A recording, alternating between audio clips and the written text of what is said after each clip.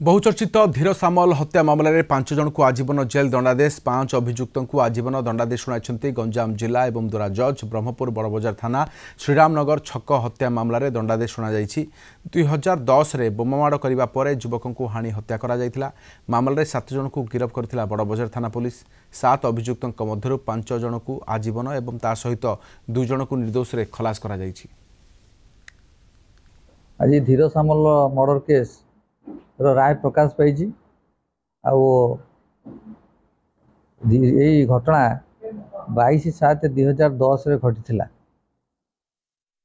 एवं आज पर्यंत तार विभिन्न कारण जो तार ट्रायल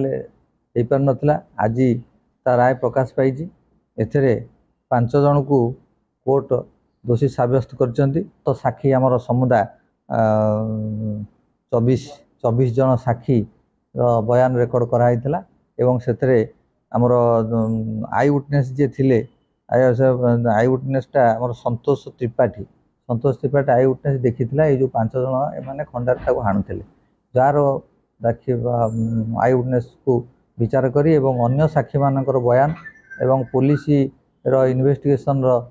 जो खंडा जबत होता खंडा को कोर्ट प्रोड्यूस कराइला एवं से बम जोटा होता बम रे भी रिमेनांस रे कोर्ट प्रमाण होता सी रिपोर्ट दिखाई